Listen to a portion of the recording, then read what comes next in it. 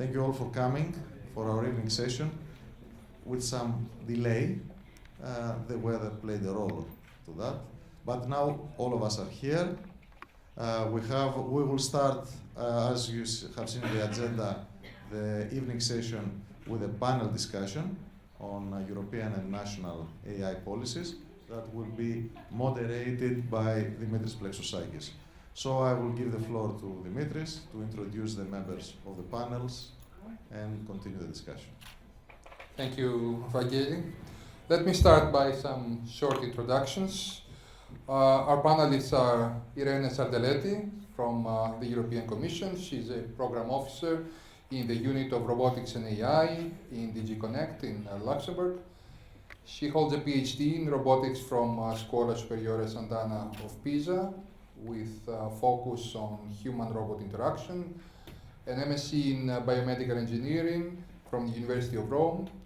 And Irene is very passionate about facilitating industry and academic cooperation in the technological development by identifying innovation opportunities and support of a broad uptake. So, Irene, welcome. Thank you. Thomas Hahn from Siemens Corporate Technology. He's the chief expert on software since 2011 and also the president of the Big Data Value Association. And he's also a member in several other initiatives, including IoT Standardization Consortium, the Network of Laboratories on Industry 4.0, and several others. Welcome, Thomas. Thanks a lot. Patrick Gatellier is the coordinator of the AI4EU project. He's the director of research in Thales Innovation Center. He has been involved and directed a number of seminal projects such as the French National Land Registry project, the taxation portal, just to name a couple. And he's also the founder of the Semantic and New Usage Laboratory in Thales Advanced Study Group. Dimosthenis Anagnostopoulos is the General Secretary for Information Systems in Public Administration. This is a part of the Ministry of Digital Governance. He is a professor of computer science at the Harkopian University of Athens, former rector of the university and dean of the School of Sciences.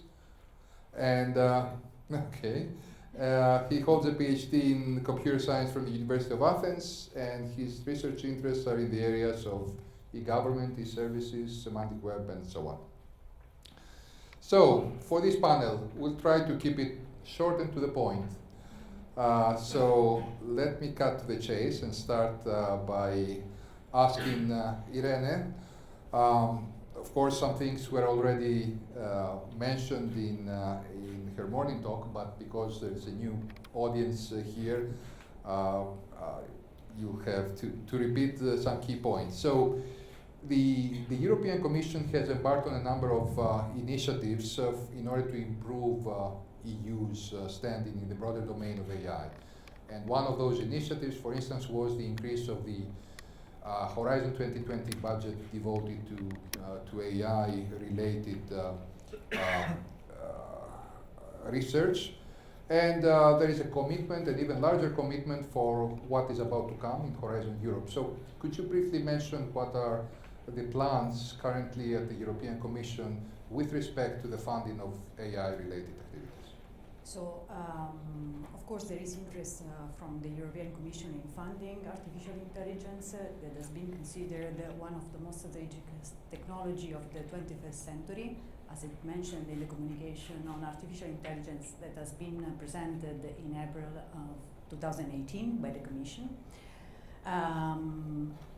Of course, the Commission had to invest in AI within this Horizon 2020 budget, increasing up to 70% with respect to the previous investment that has been done in AI.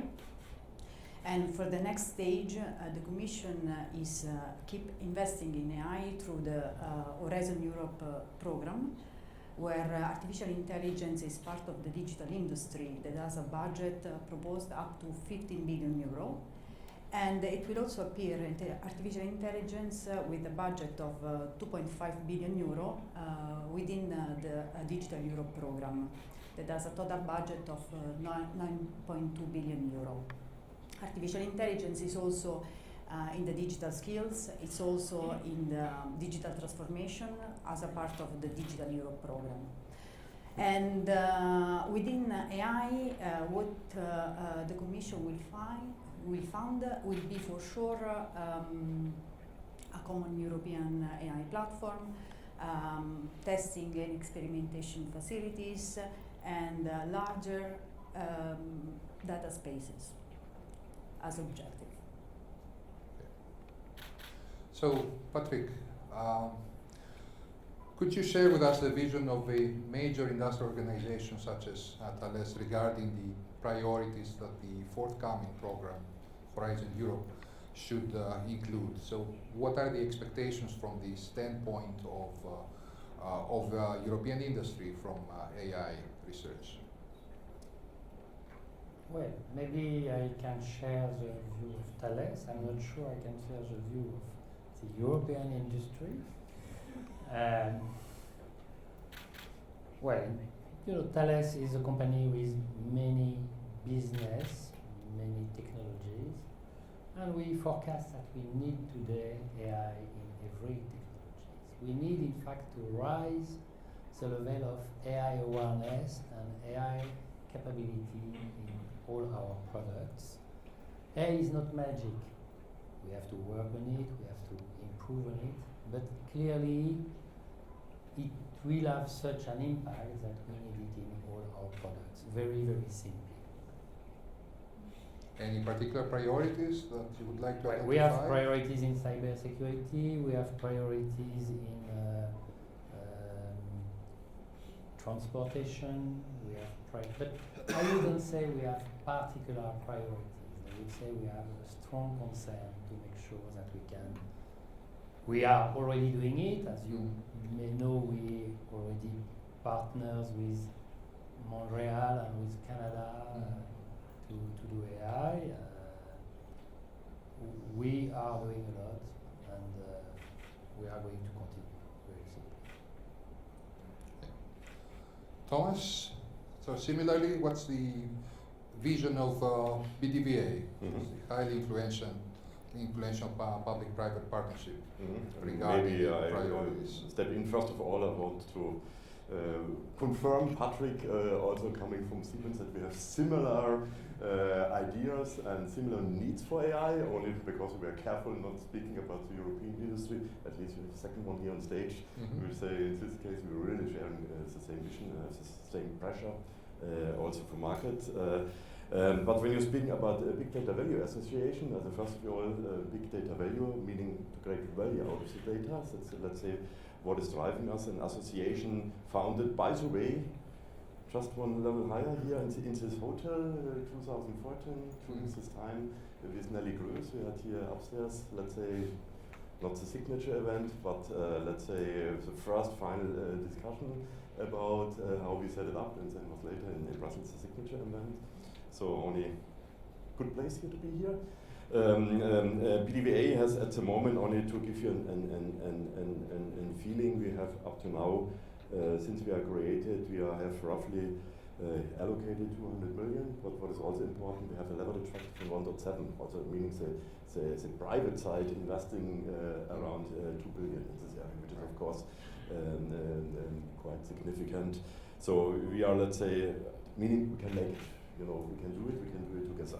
When you're asking what we are at now about the vision, you mentioned before this AI planning from last year. There was in December last year the coordinated action plan on AI from the European Commission and Big Data Value Association and the Robotics side, also meaning the data algorithm side, and also embedded people from Robotics gets the task to work forward an AI PPP. So, which we are now just in the process to file a proposal until 12th of December, when I'm correctly in mind, where we have proposed a public-private partnership with also a significant leverage factor, For Europe, there's an investment or potential investment from the private side. You mentioned, where are we in this area? We have up to now published two strategic research, innovation and deployment agendas that we have also the scale effect to deploy it out. And we are just, for example, with Patrick, with AI4EU, with Robotics, which is obvious, with also the different other research initiatives, Claire, Alice, Euro AI, Human AI, on the way to formulate together this AI PPP. And Dimosthenis, Greece has not yet adopted the concrete national AI policy. What is the current plan in the ministerial level towards that goal? And I'm afraid to have disappointed you, and I was very frank on this when we discussed it. Greece has already signed, of course, the declaration on cooperation on AI during the Digital Day 2018. But so far, Greece has no concrete or established policy on AI, and that's a fact. So it's not an issue of adopting, or it's an issue of forming an AI policy, and so far we have not such a policy. But there's a new government, and many people are very eager to work on this and deliver such a policy. And we hope that in the next six to 8 months we'll form such a policy. And for this purpose, we're already cooperating very strongly with other ministries and also with OECD meetings and the Council of Europe meetings. So yes, I'm very optimistic that we're going to have an AI policy. And of course, as a part of broader policy on ICT, which also has to be developed. So I can't comment on this policy.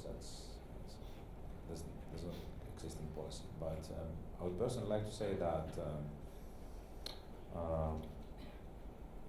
not speaking as a representative of the ministry, I'm very optimistic on developments in Europe concerning areas such as transport, as you mentioned before, and robotics. And I have to say that also I'm very skeptic on developments concerning the plan of China in comparison to developments of China in terms of the China 2025 program, and the realistic goals that we have to set, perhaps. And also, I'm very skeptic on military research on AI, which is widely very adopted, and what will be the consequence of such research. And this, of course, my personal point of view, but I would like also to mention that I think that a week or two before, but the former Estonian president, which was here for a lecture, and he mentioned something about a robotic system, something based on AI techniques, which will be not responsible, but will be supporting issuing decisions concerning various claims, substituting a jury, and supporting such a process using AI techniques. And it's a very promising and also very serious matter to deal with. And this also has to do with government, of course, and of course justice, which is quite important in Europe in terms of rights and also in terms of academic research, but in terms of human rights and how the state operates. Okay. So that's my point. Please. Maybe to add on it, because my chancellor was also some days ago in an AI meeting where the use of robots, because you mentioned this, also in clinical environment, surgery, because when you really small and precise adjustments, you need it. There's a lot of AI application, and don't forget in dangerous areas where you can set up a robot inside. to take care, maybe to rescue all the people, or to do something where you normally not can go inside as a human being. So there's a lot of applications where AI, only to touch besides used to other ones, where AI and robotics have some kind of fit. That's the reason exactly why we have also this cooperation. So since China was mentioned, Irene, many of the grand challenges that AI aspires to address are of global scale. So what are the plans of the European Commission for fostering and supporting international collaboration beyond EU with countries that are considered to be global AI players, the US, China? So the Commission is sitting to the international tables of G20 and G8. And in June, under the Japanese presidency, the G20 commit for a human-centric approach on AI. And it also accepted the OECD principles on AI that are mostly in line with the ethic guidelines that have been proposed by the Commission. Moreover, the Commission is sitting on international tables of the standardization of AI, and where it's pushing forward for an human-centric AI approach, and it's doing a lot of dissemination on the policy side to have all the member states moving towards an AI-centric approach, human-centric AI approach. Patrick, France has been amongst the first European countries to develop an AI policy. The French president was publicly speaking about AI. And could you briefly mention what are the main characteristics of this national policy and what's the expected impact on society and the economy? Well, again, it's very difficult for me to speak about the French AI policy. I can give you a few hints, right, what I know, but I will certainly not pretend to summarize the French AI policy. What we are doing is that we are organizing 4 institutes, what we call the 3A Institute, 4 AI institute in France to deal with this AI policy and funding them for that. And so this is based on the Cédric Villani report, which was issued last year or early this year. Last year, in fact. It will be revised with our Secretary of State, which is in charge of digital transformation, digital issues. And this is mostly what I can say. Mostly we are centering on these 4 institutes. And as you know, our president is willing to work at the EU level for most of it. So this policy comes with a large investment on AI research? Well, this policy comes with investment in AI research. Is it large investment or not? I will not comment that. Okay. Is it large enough? It is never enough. So Thomas, the Big Data Value Association includes members from both academia and industry. And do you observe a convergence of opinion regarding the allocation of funding for basic versus applied research on AI? Maybe I touch a little bit the structure about the members from the BDVA. Only to give you a feeling, we have roughly 20% large industry. We have here representatives and 30% SMEs, which is quite important, and we want to have the scale up of AI, and 50% from research and academia. So it's roughly the split. So that's by the way also which we are targeting for the IPPP to have also 50-50 between research and industry representatives from different sizes of the companies, like I mentioned before. So we are, let's say, in the Big Data Value Association mainly on the applied research side. So we have in this case some kind of convergence about the discussion. It's of course we have also some kind of basic research, but we are doing this. But our focus on the big data value association is really on the applied research, but to really bring this over to the society, to the industry.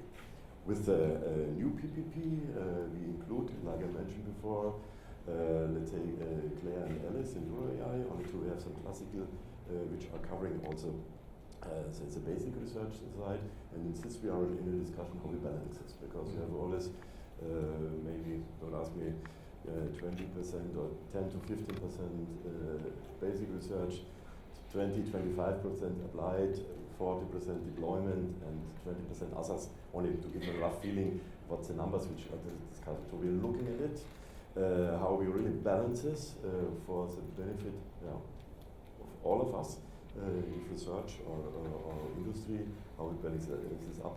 And to be honest, we have also some kind of normal discussion about the way forward, how we can address this. So Irene, on this aspect, has the Commission determined the balance of funding basic versus applied research within the next framework program? Well, the Commission will fund both of them, for sure.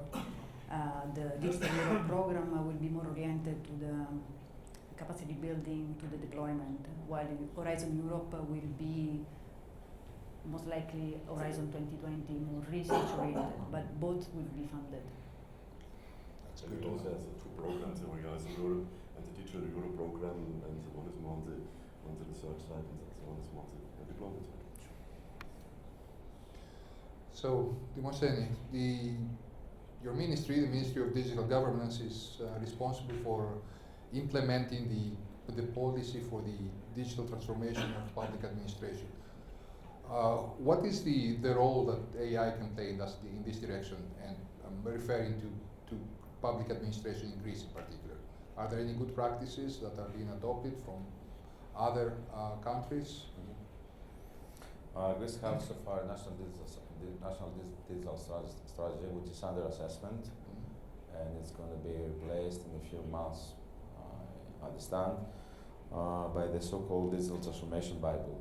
And one of the pillars of this Bible will be the strategy on AI. Now, I assume that AI and as well analytics and other techniques may pose a serious question in terms of ICT tools in public administration, in areas such as taxation, in areas such as complying to your obligations as a citizen. And I think that we should also take into consideration and adopt such techniques, but this has to be a part of an overall strategy.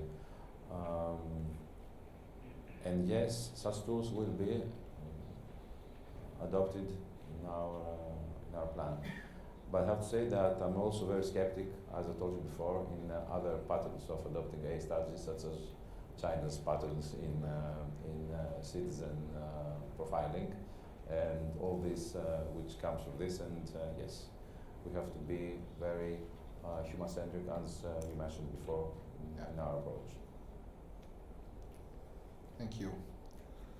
So, Patrick, the AI4EU project is about a year old, but it has already acquired a special landmark status within the European landscape, and other initiatives are asked to liaise with AI4EU and coordinate with this endeavor. In what way can the AIU results influence the identification and the shaping of research priorities within the European Union? Well, in two ways, very different ways. The first one is that the main purpose of this project is to diminish fragmentation and to foster collaboration between various teams and business, research, etc. And to that end, we are wishing to push the various teams, to promote the various teams, to express where they want to have priorities, where they want eventually to have the money put, and what are the best challenge, eventually the low-hanging fruit within the capabilities of Europe, within the domains where we are strong. This is the first thing. And the second thing, of course, is that because we will link together many projects, network of excellence, enhanced project for enhancing the platform, robotics project which have to use the platform in the year to come and the years to come, we will more and more be able to extract from all this information, all this contribution, all this cooperation, directions for providing them to the European Commission with the help of the other association, of course. Right. So, Irene, up to now, there are 5 member states that have adopted a national AI strategy with a dedicated budget. And others are, I suppose, working on it. What are the implications at the European level? I mean, do we fear that there might be a misalignment of priorities, or do we expect that there will be added value coming from a more unified approach towards AI? As you mentioned before, all the member states signed a declaration of cooperation on AI in December 2018. No, sorry, in April 2018 during the Digital Day in Brussels. So all the member states agreed on the importance of AI and in investing in AI and in aligning on this subject. And this is why it was then published the communication, the coordinated plan that actually is a communication that builds on top of this declaration, that where it's mentioned again that the member states will boost investment on AI and will align on this subject that is strategical for all of us. So right now, 5 member states have already done the job, but the others are moving forward. All of them will do it, who first, who at the last, but yes, we are all moving together towards a common approach on AI. So, Thomas, coming back to you, the progress in research and technological development for medium and long term would also require elaborating strategies for developing skills, for education, standards, regulations, including ethics and so on. So this concerns not only AI per se as a domain, but also neighboring domains, so of course big data, robotics, and all the others. So has the BDVA drafted recommendations for addressing these aspects besides, pure research aspects, but the others that I mentioned that are very much required in order to have, say, a bright future in this direction. Okay. Yes, I will. What we have done here, and I will also recap a little bit. What is you mentioned also ethical topics, and you mentioned. I think you mentioned also the strengths from Europe, where we are strong inside, where we also can differentiate us. The discussion about China. I think that we have. When you're looking what are the strengths, including also new business opportunities, not to forget the strengths, meaning also include SMEs and European values, means also ethical values. And when we make this and we're doing this in a clever way, it's also for us all, for the companies, for us, for Europe, and competitive advantage. Also that's, let's say, what is driving us. And as Big Data Value Association, we set up, like mentioned before, up to now, 2 research agendas. So in version 1, version 2. So version 3, we are just preparing. And only to give you a feeling what we have inside, we proposed in this strategic research agenda. This is somehow it's a Bible, what we want to achieve, or it's a book, the handbook, or the playbook, what we want to do. We have identified 5 working areas where to look in it. First of all, research excellence, coming back, promoting research excellence is obvious.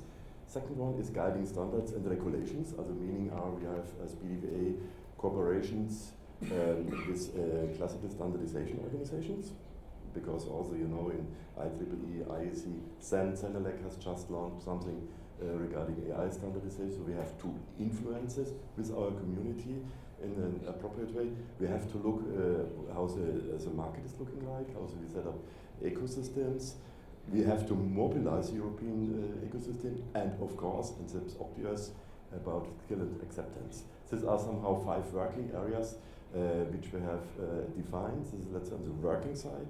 And on the other side, we have also built, and we name it AI framework, where we are looking at what are the technical enablers, meaning what we need to get the data, how to calculate the data, and to put it into activities to act with the data, with methods of AI, what methods from AI are needed, how an ecosystem we put in, and on top, of course, what are our values. So we have, coming back to your question, in the research agenda, we have on the one side filed the working areas, and on the other side, we have looked also on a holistic view, which we, of course, we have to detail regarding the AI framework. So let's say from the BDVA side, and what you need is cooperation. You need cooperation with the IEP, because you have to get the data. You have to cooperate with the Euro HPC initiative, where we as BDVA are one of the advisory committee, because you need the computing power.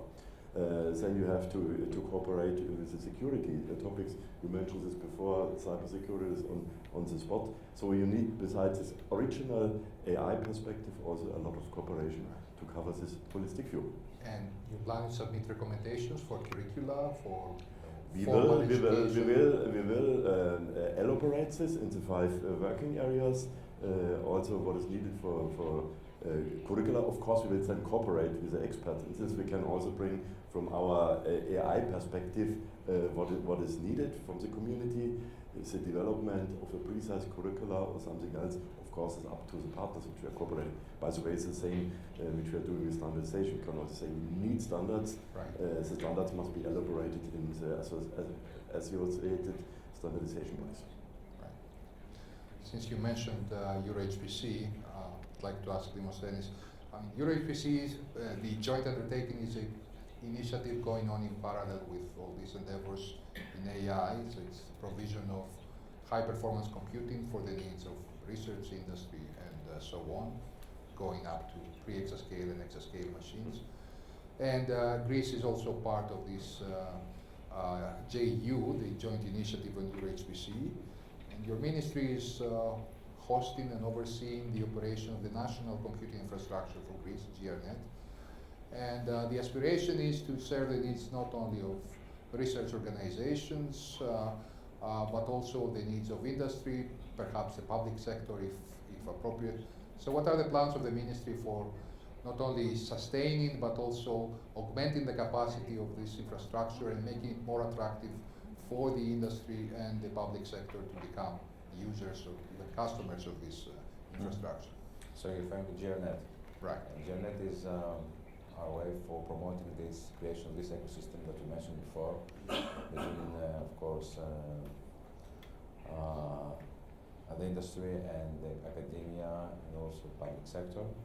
Yes, it has, for Greece at least, huge capacities in terms of infrastructure, computer power, and we plan to use this in the best possible way in our AI strategy, both for giving and also invest on this on GRNet for expanding and developing a greater potential.